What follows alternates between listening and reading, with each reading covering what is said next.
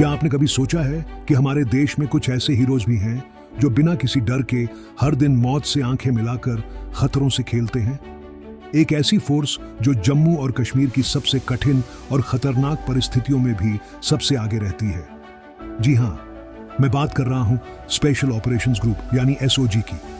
यह जम्मू कश्मीर पुलिस की एक एलीट टैक्टिकल यूनिट है जो एंटी इंसर्जेंसी, काउंटर टेररिज्म और हाई रिस्क सिचुएशंस को संभालने के लिए जानी जाती है। लेकिन क्या आप जानते हैं कि यह फोर्स आखिर कैसे काम करती है? कैसे यह ग्राउंड पर अपने ऑपरेशंस को अंजाम देती है? अगर नहीं तो आज की यह वीडियो आपके लिए ही है। मैं हूं शिवम शर्मा और आज हम विस्तार से बात करेंगे जम्मू एंड कश्मीर पुलिस की इस खतरनाक और बेहतरीन force special operations group SOG के बारे में। तो वीडियो को लास्ट तक जरूर देखिए। एसओजी को साल 1974 में रेज किया गया था, इस सोच के साथ कि जम्मू कश्मीर पुलिस को एंटी टेररिस्ट एक्टिविटीज में सीधे शामिल किया जाए और इन ऑपरेशंस को एक लोकल फेस दिया जाए। शुरुआत में यह एक छोटा सा यूनिट था, लेकिन आज इसमें 2300 से ज्यादा हाईली ट्रेन्ड पर्सनल हैं जो हर तरह के खतरे का सामना करने के लिए तैयार रहते हैं। जम्मू कश्मीर पुलिस के 1 लाख से ज्यादा जवानों में से केवल चुने हुए लोग ही इस फोर्स का हिस्सा बन पाते हैं और इनके चयन के लिए बेहद सख्त स्क्रीनिंग प्रोसेस रखा गया है। एसओजी का मुख्य कार्य है anti insurgency operations, armed criminals को पकड़ना, hostage rescue missions, counter terrorism और कोवर्ट ऑपरेशंस को अंजाम देना।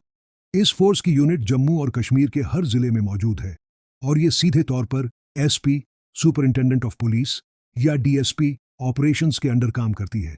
अब अगर बात करें इन जवानों के लुक की, तो ये सामान्य खाकी वर्दी में नहीं दिखाई देते।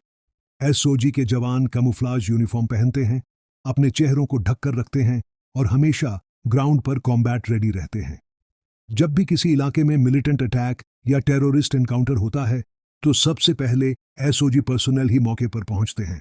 अगर स्थिति स्थानीय पुलिस के नियंत्रण से बाहर हो जाए, जैसे कि स्टोन पेल्टिंग इंसिडेंट्स या वायलेंट मॉब सिचुएशंस, तो इन्हें बुलाया जाता है। दूसरी सुरक्षा एजेंसियों जैसे इंडियन आर्मी, सीआरपीएफ और बीएसएफ के साथ मिलकर जॉइंट ऑपरेशंस करना भी एसओजी की जिम्मेदारी का अहम हिस्सा है। इन ऑपरेशंस के दौरान एसओजी जवान फ्रंटलाइन पर होते हैं और सबसे कठिन जिम्मेदारियां इन्हीं के हिस्से आती हैं।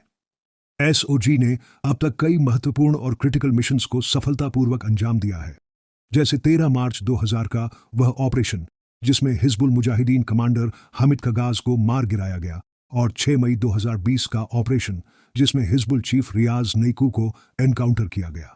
इन ऑपरेशंस ने एसओजी की पहचान एक ऐसी फोर्स के रूप में बनाई जो बिना हिचक दुश्मन के बीच घुसकर ऑपरेशन करती है। एसओजी को समय समय पर नेशनल सिक्योरिटी गार्ड एनएसजी जैसी राष्ट्रीय स्पेशल यूनिट्स द्वारा एडवांस ट्रेनिंग दी जाती है, जिससे उनकी कॉम्बैट कैपेबिलिटीज और भी मजबूत होती है। इनकी ट्रेनिंग में close quarter battle, CQB, urban warfare, hostage rescue drills और नाइट ऑपरेशंस जैसी तकनीकें शामिल होती हैं। हालांकि एसओजी का सफर विवादों से मुक्त नहीं रहा। इस फोर्स पर कई बार ह्यूमन राइट्स वायोलेशंस के आरोप लगे हैं। कुछ रिपोर्ट्स में कहा गया कि एसओजी पर फॉल्स शूटिंग इंसिडेंट्स का इल्जाम है, जिनमें कुछ निर्दोष युवाओं को आर्म्ड मिलिटेंट्स बताया गया। यहां तक कि 2003 में पीडीपी गवर्नमेंट ने अपने चुनावी वादे के तहत इस फोर्स को डिसबैंड कर दिया था, लेकिन बढ़ते आतंकी खतरों और सिक्योरिटी चुनौतियों को देखते हुए इसे जल्द ही फिर से री-एस्टैब्लिश किया गया।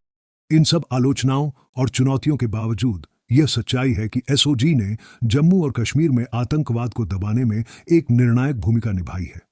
इस फोर्स ने उन इलाकों में भी सुरक्षा स्थापित की जहां पहले कोई पुलिसकर्मी जाने की हिम्मत नहीं करता था। एसओजी के जवान अपनी जान जोखिम में डालकर दिन रात देश की सुरक्षा में लगे रहते हैं। तो दोस्तों, ये थी Jammu and Kashmir police special operations group SOG के बारे में एक डिटेल्ड वीडियो। आपका क्या मानना है? क्या एसओजी जैसी एलीट यूनिट के बिना जम्मू कश्मीर में आतंकवाद को इस स्तर तक नियंत्रित करना संभव होता? अपने विचार हमें कमेंट सेक्शन में जरूर बताइए। अगर आपको यह वीडियो जानकारीपूर्ण लगी हो तो इसे शेयर कीजिए अपने दोस्तों के साथ और चैनल द डिफेंस मैट्रिक्स को सब्सक्राइब करना बिल्कुल मत भूलिए। मिलते हैं अगली वीडियो में एक नए और रोमांचक टॉपिक के साथ। जय हिंद।